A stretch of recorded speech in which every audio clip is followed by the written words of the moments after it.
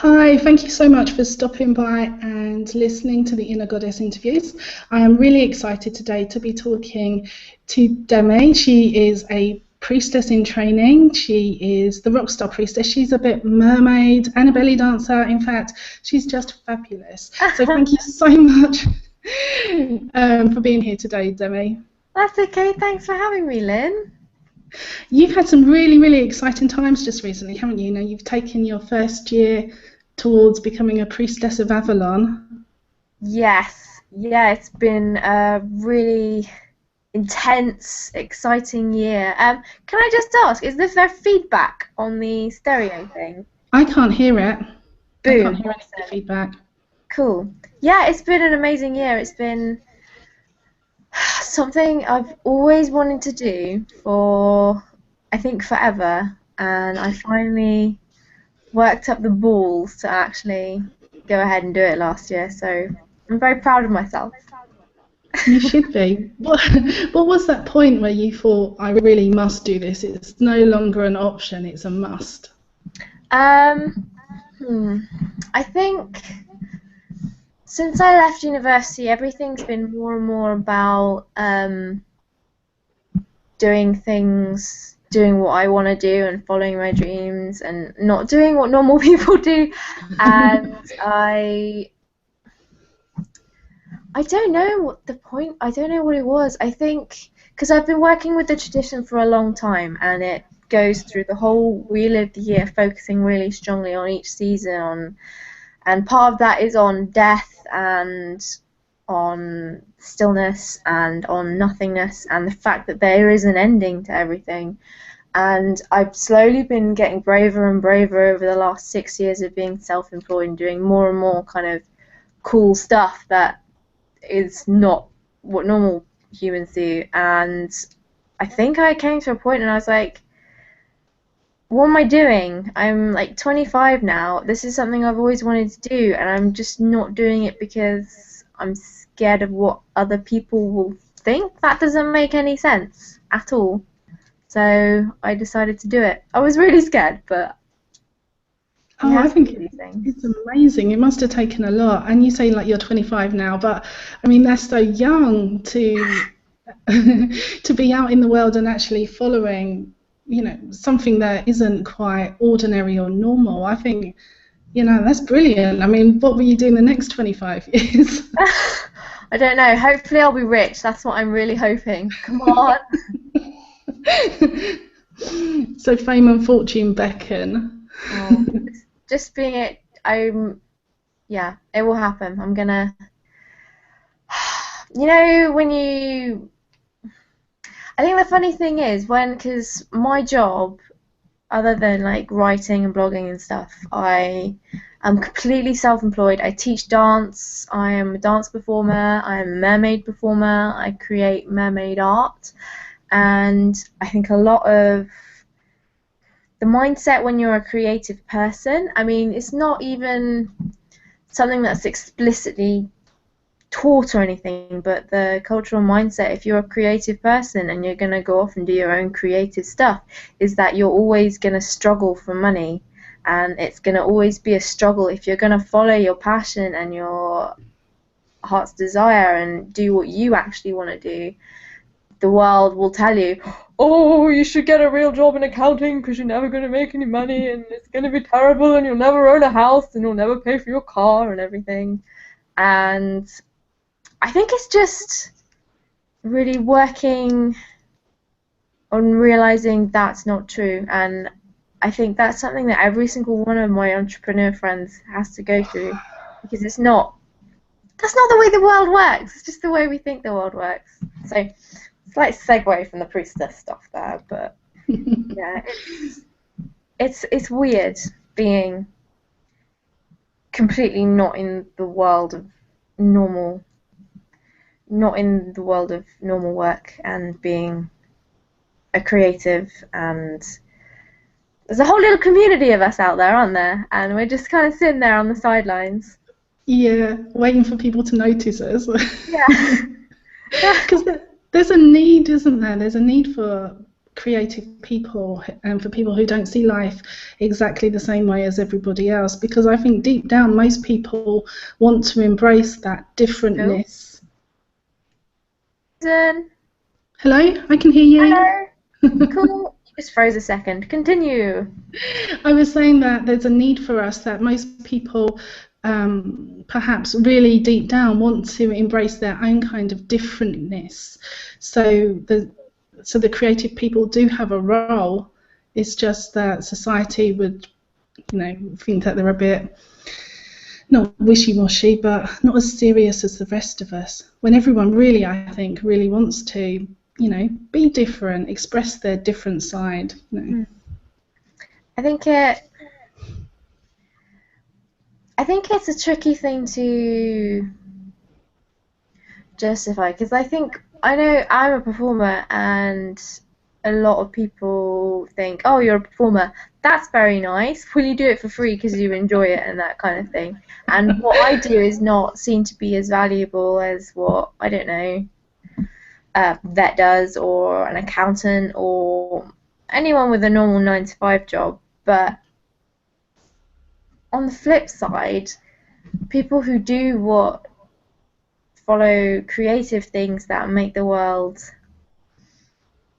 a more beautiful place to live in and a more beautiful place to experience, that is, I think, very, very important. And it's really easy to forget, because you're not, like, I live in Cambridge. Everybody here is either an academic or they're trying to stop cancer. So everyone I know is in that field. But without the balance of having something creative to help you enjoy living your life, it's kind of sad. And I think it's important for creative peeps to just not be scared and do it, because as soon as you see somebody else doing it, you realize that it's possible for you. Like, if you see someone doing art journaling or something, you're like, oh, maybe I could do that too, because you can't,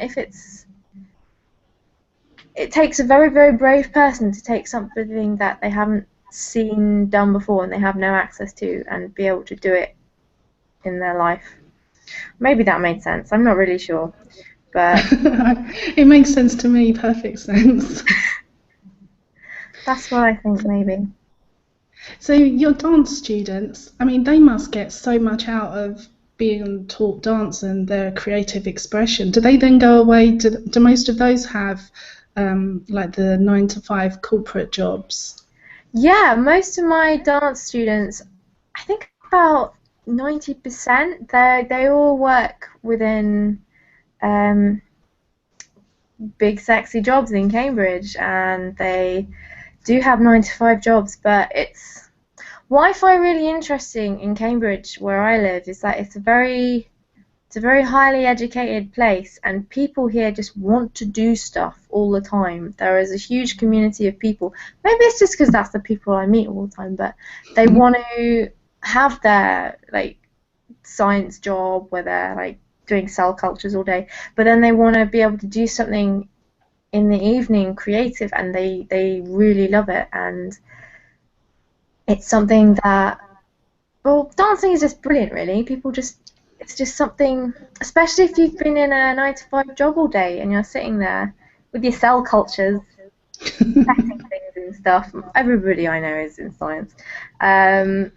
It's really nice to be able to get up and move around and be expressive, and yeah. No one has jobs except me. I was going to say that really ties in so nicely with your priestess training, doesn't it? That you've spent the last year immersed in the divine feminine, and then you bring that to your dance students in the evening once they've left their masculine science cell culture jobs.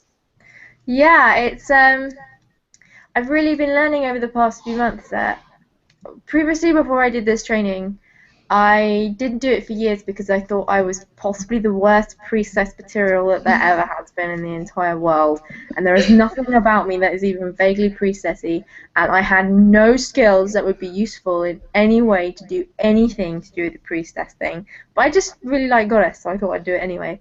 And over the last few months, I've been learning that practically everything I've ever done has kind of been training to be able to do this priestess stuff, because it takes skills that you don't.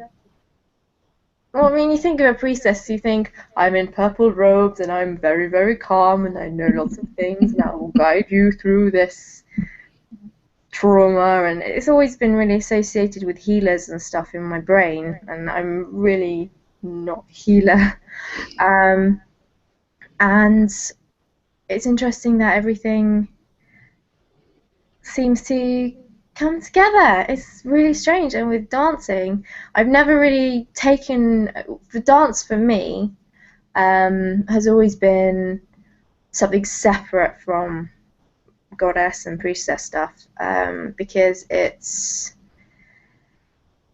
like you get, because I'm a belly dancer, you get belly dancers who really, like hippie belly dancers like me, who really take it from the, oh, it's a wonderful way to experience the goddess kind of way, and they really use it as a way to get in touch with their inner, I don't know, femininity, goddessness, whatevs, I'm not really sure. But I've always approached it from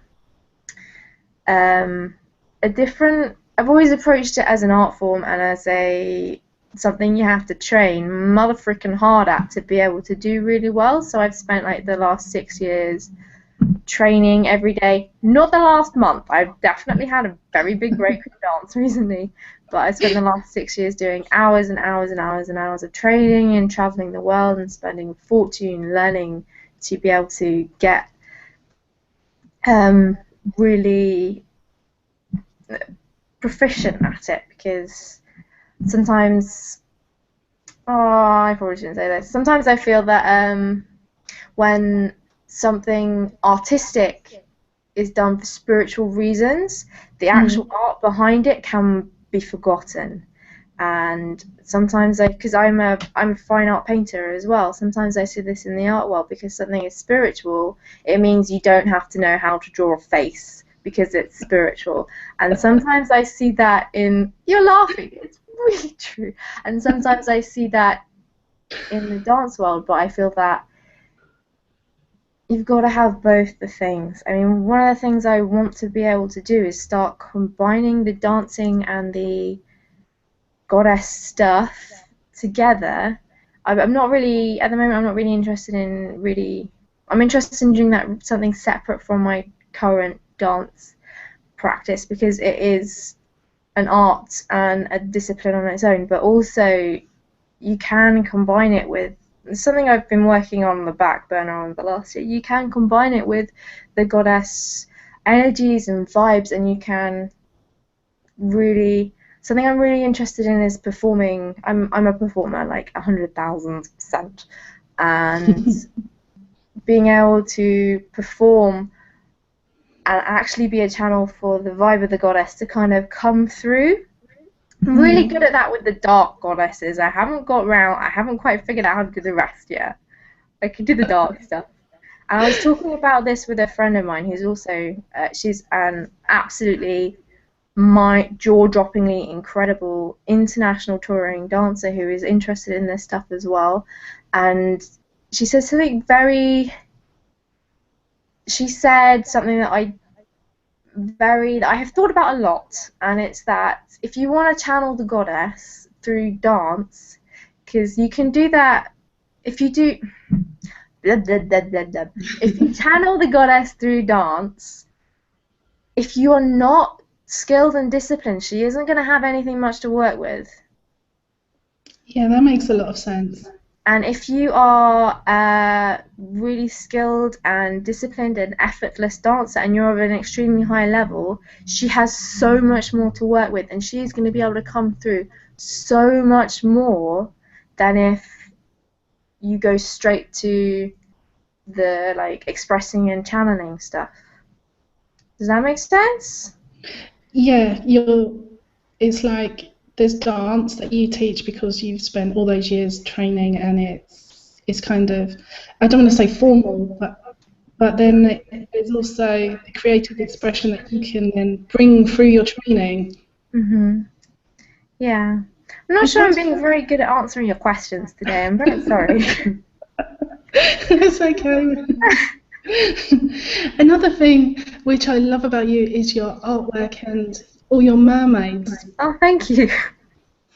When did you when did you find mermaids as well?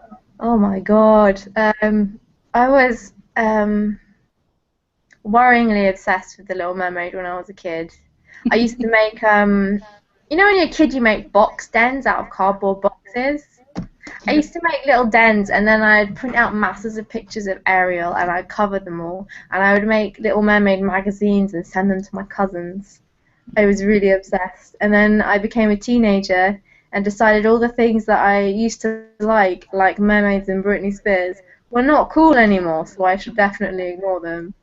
And then I went to university and realised my roommate was obsessed with Britney Spears, so that kind of gave me permission to start enjoying things that you think you shouldn't if you're a grown-up anymore. And I went back into mermaids, and I've always been mad on like fairy folklore, and I started using my degree in fine art and art history, specialising on illustration, to basically just illustrate mermaid stories. So that's what I did for like 2 years, and then I left university and I kept painting, I kept learning about mermaids, and I discovered that in America there is such a thing as a professional mermaid, and these are people who dress up and swim underwater and perform as mermaids, and it was magical. So I mentioned it to my partner, and then I mentioned it to my friend, who's also a performer, who had really bad shin splints, so she couldn't walk.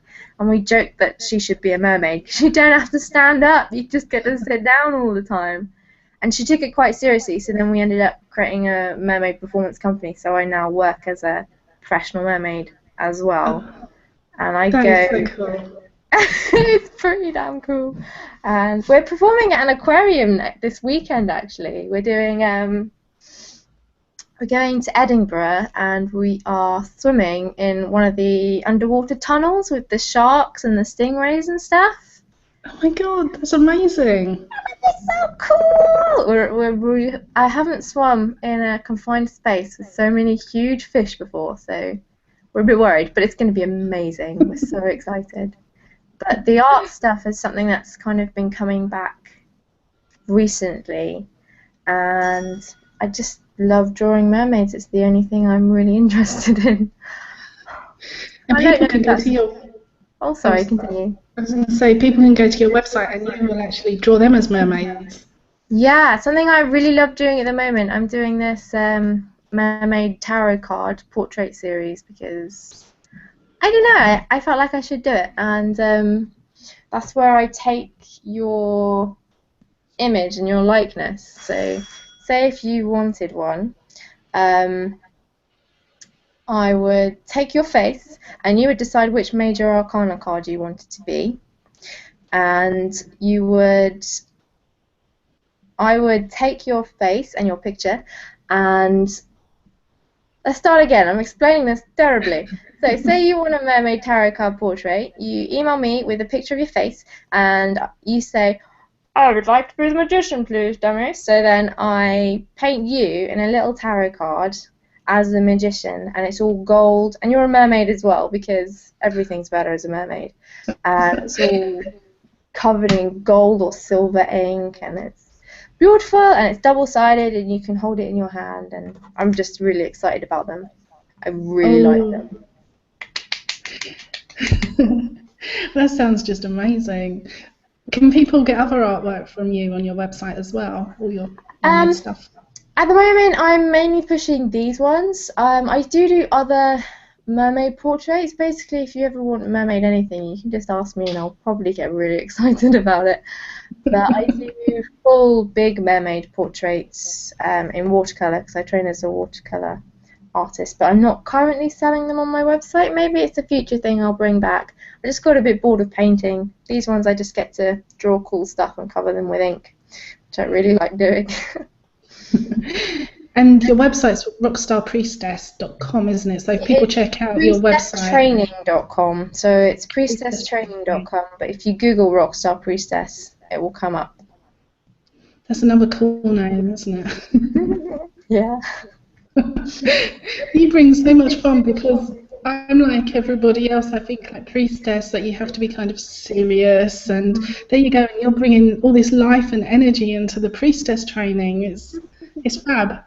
Oh, thank you. Yeah, I really felt like I've really felt increasingly over the last year that my perceptions have been like given a huge smack. So I'm really sure there are just loads of other people out there who feel this really strong call to goddess, but are exactly like me. Because I think there are so many people that love and feel the same way everybody does. So no one's ever alone in how they feel. Because there are always other people out there, and I think it's really important to show people that being a priestess doesn't mean that you have to be like dripping in silver jewelry or meditating for 12 hours a day or be into Reiki and angels. And well, I do like angels, but be this person that is completely other than who you are, because it's not about being this person. If goddess needs people who basically, I'm learning through this priestess training, the entire point of it is to stop being anything other than yourself. And that is what she wants basically everybody to do in my brain, because the way you are is perfect already, and your skills and talents that you have are amazing, and no one else has it in quite that way. And the more you get in touch with who you really are, the more awesome everything is. And there's just I just have this strange perception that to be, well, because like being a priestess is kind of cool, isn't it? And Very. and you think, no way am I like cool enough or good enough or anything to do that. But it's not about being a particular way. It's being about who you are. And it's if everybody was the same, if all priestesses were exactly the same, it would be rubbish. It would be so boring, and there would only be it would be a world full of I am a priestess and I do tarot card readings, and then the only kind of priestess there would ever be would be priestesses that do tarot card readings, and then people that aren't into tarot would never like get into it or something. Whereas when it's about people finding out who they really are and embracing it and loving it and really working with peeling back the layers and really being who they are, that means you get incredible people who are doing all this amazing stuff in all these ways. So you can have really chilled out priestesses that teach meditation and make like mala beads, and you can also have like proper like rock star priestesses like Wendy Rule, who travels the world and does all this amazing music, and other ones who run shops, and ones who run sacred dance workshops, and ones that are just stealth and just kind of rock up at their kids' school and make sure everything's okay in like a goddessy way. And it's not about just being some perception that we have, and that's what I'm trying to do at the moment. I'm trying to make sure people know that it's not about being something other than who you are, and it's not this impossible thing. Because I struggled with this for like 6 years, thinking that who I wasn't enough to do this, because I wasn't this image of what I thought a priestessy person should look like. But that's not what it's about. It's being just totally into your authentic self and letting the world see that person. Because it's all there. I mean, if I can't even imagine a world where everyone just felt completely free to just be themselves and follow what they wanted to do and believe in themselves and have their own desires. It would just be this world full of people who do amazing things all the time, and they work from this, because when you're following your authentic self, you're not bitching about everybody else and what they have and what you don't, because you're so focused on how you can do it. It would just be an amazing place. It would be amazing. It would be so happy. It would be a big party on It Earth. would be a huge party. It would be a huge party. Thank God there are people that like doing stuff like accounting and cleaning, because otherwise we'd be buggered. We would, but yeah, kudos to them as well. Oh, it's been really fantastic talking to you. What advice would you give then to people who want to explore the goddess and don't know where to begin? Where would be the first step for them? I would say the first step would I mean, be, apart from your website, obviously. apart from my website, which you should totally go to, the first step I think would be, the thing is, it's just, sorry, I'm a jabberer. I don't shut up.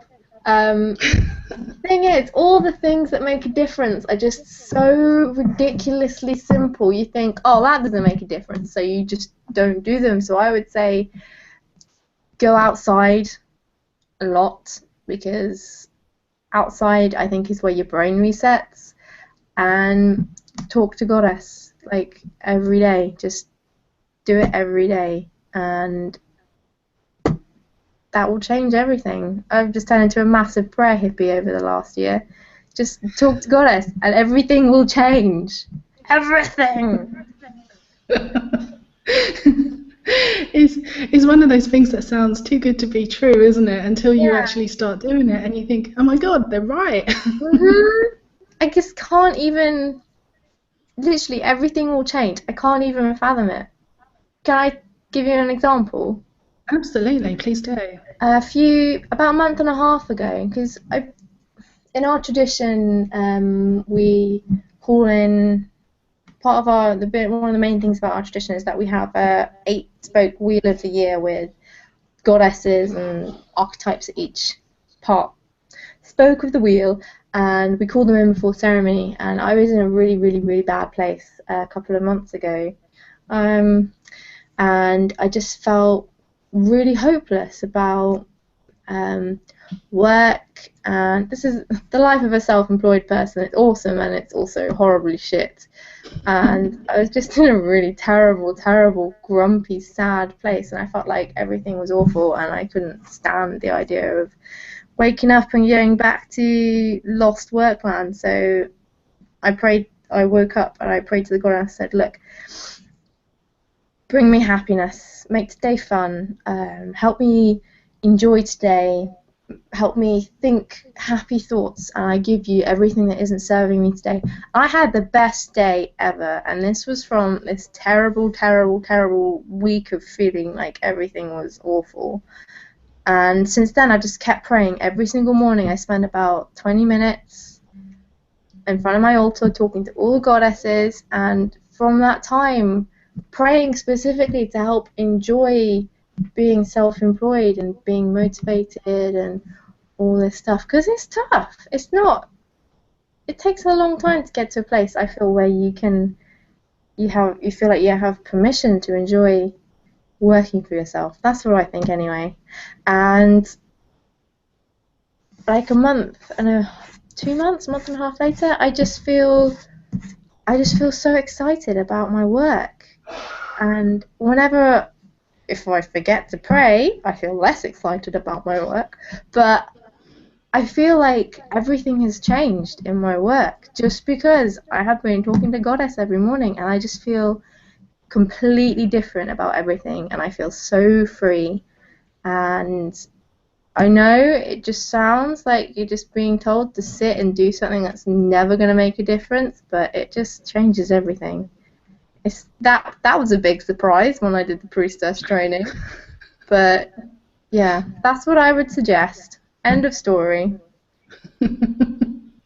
Sit and talk, and you can just you don't have to have these structured prayers either, do you, when you want to talk to the goddess? Nope. It's always best when it comes from the heart. Always, always. And the other thing I really strongly learned is that I think one of the things that can stop us from talking to her is that we feel like either we don't know how, or we have to be something else. I know I used to be a real big guilt trippy pagan, and I'd feel terrible about not feeling a better pagan and not like. I suck at long rituals. I just suck at them and planning big elaborate Sabbath things. And every Sabbath would come around and I'd go, oh my goodness, I am the worst person in the whole world. I didn't do anything. I'm going to stay away in case Goddess gets annoyed at me for not doing anything. But she doesn't give a crap. She just wants you to show up, and she just wants you to be honest. So if you just rock up and say, why is my life so shit? Make it better, it's terrible. Make it better, it's terrible. And if that's genuinely what you're feeling, she'll be there. She'll be there. You just have to be, you don't have, if you want to do long thought out, like written prairie stuff, that is so fine, but literally all you have to do is rock up and go, hi, I've got no idea where to find my tax form today. Please, can you help me find it? I just can't find it anywhere, and I'm really, really worried, and I really need your help, and I hate doing finances, and blah, blah, blah, blah, and she will help. It doesn't have to be special, in quotation marks. It just has to be real, because it is all about being real. Get real, man. That's just perfect advice, and everyone can try this and start like right now. They can connect, plug in, and try it for the day and see what happens. It has been amazing. Where can people find out more about you and follow your journey? Sure. If you want to find out more about me and what I'm up to, and read about Goddess and mermaids and priestesses and my training, because I'm going on to the 2nd year now, you can visit me at priestesstraining.com at my website, and I write there a couple of times a week when I remember, and I also have a newsletter that I send out mostly weekly, and I share lots of photos and more personal stories about what the training is like and what I'm up to and Goddess stuff, and basically I talk a lot. And I also have a really cool freebie that I've actually got around to finishing and putting on my website, which is like a starter guidance kit for actual practical steps you can take to start living a more priestessy, devotional life with a goddess. Because like we were saying, Lynn, it's so easy to just get overwhelmed and feel like you're not the right person and you don't know what you're doing, and it's really not that complicated. It's surprisingly uncomplicated. So, and then you complicate yourself because you think it cannot be this uncomplicated and easy. I must be doing something wrong. Exactly. Oh my God, yes. Again, thank you. It's been so much fun talking to you, and thank you for persevering with our technical difficulties for the 2nd time. Oh my God. Thank you so much for having me, Lynn. It's been awesome fun. Thank you. Thank you. And thank you for listening to the Inner Goddess interviews. Until next time. Bye-bye. Bye. Bye.